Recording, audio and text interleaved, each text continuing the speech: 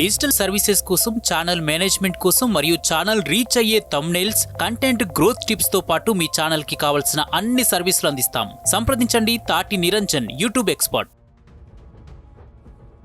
ప్రకృతిని ఆరాధిస్తూ పుడమి తల్లి గొప్పతనాన్ని కీర్తిస్తూ మురిసిపోయే క్షణాలకు వేదిక. తెలంగాణ అస్తిత్వానికి, సంస్కృతి సాంప్రదాయాలకు ప్రతీకగా భావించే బతుకమ్మ పండుగ 9 రోజుల పాటు జరుగుతుంది. బతుకమ్మ సంబరాలు ఏటా పెత్తరమావాస్య రోజున ఎంగిలి పువ్వుల బతుకమ్మతో మొదలై సద్దుల బతుకమ్మతో ముగుస్తాయి. తెలంగాణ రాష్ట్ర పండుగ బతుకమ్మ. రాష్ట్ర ప్రభుత్వం తొలిసారిగా 2014 అక్టోబర్ 2న ఈ పండుగను అధికారికంగా నిర్వహించింది. తెలంగాణ ఉద్యమం సందర్భంగా వివిధ దేశాల్లో నివసిస్తున్న తెలంగాణ ప్రజలు బతుకమ్మ పండుగను జరుపుకొని ఈ పండుగ గొప్పతనాన్ని ప్రపంచానికి చాటి చెప్పారు.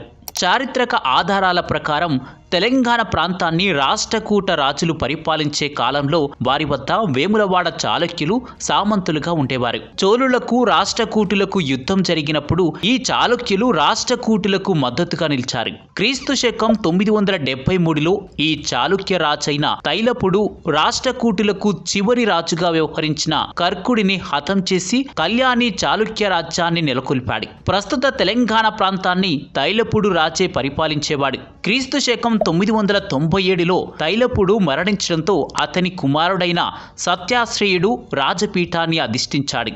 వేములవాడలో ప్రసిద్ధి చెందిన రాజరాజేశ్వర ఆలయం ఉంది. ఆపదల్లో ఉండే వారికి రాజరాజేశ్వరి దేవి అండగా ఉంటుందని అప్పటి ప్రజలు నమ్మేవారు. ప్రజలే కాదు, చోళరాజు పరాంతక సుందర చోళుడు కూడా రాష్ట్రకూటుల నుంచి ఆపద తలెత్తినప్పుడు రాజరాజేశ్వరికి భక్తుడిగా మారిపోయాడు.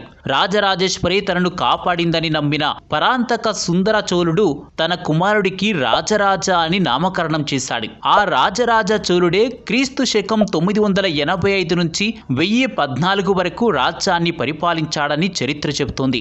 అతని కుమారుడైన రాజేంద్ర చోళ సత్యాశ్రయపై జరిపిన యుద్ధానికి సేనాధిపతిగా వ్యవహరించి విజయం సాధించాడు. రాజేంద్ర చోళ తాను సాధించిన విజయానికి గుర్తుగా రాజేశ్వరి ఆలయాన్ని కూల్చేసి అందులోని భారీ శివలింగాన్ని తన తండ్రికి బహుమతిగా ఇచ్చాడు. తన కొడుకు ఇచ్చిన శివలింగం కోసం క్రీస్తు శకం 1006లో ఏకంగా ఓ ఆలయ నిర్మాణాన్ని చేపట్టాడు రాజరాజ చోళ.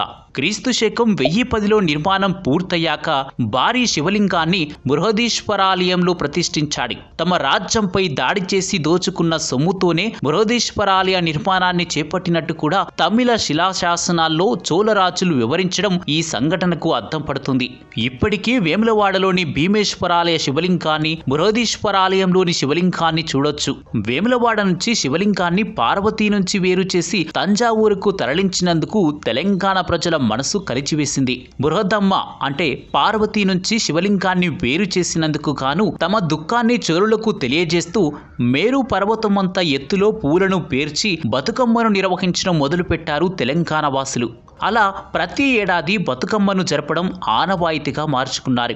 దాదాపు 1000 సంవత్సరాల నుంచి బతుకమ్మను తెలంగాణ వాసులు జరుపుకుంటున్నారు. బతుకమ్మ పేరు కూడా బృహదమ్మ నుంచి వచ్చినదే. బతుకమ్మ సందర్భంగా గౌరమ్మను పసుపు రంగు పూలతో పేర్చి 9 రోజుల పాటు ఆటపాటలాడి పూలను నీటిలో వదులుతారు. శివుడు లేని పార్వతి గురించి పాటలుగా పాడుతూ బతుకమ్మను జరుపుకుంటారు తెలంగాణ ప్రజలు.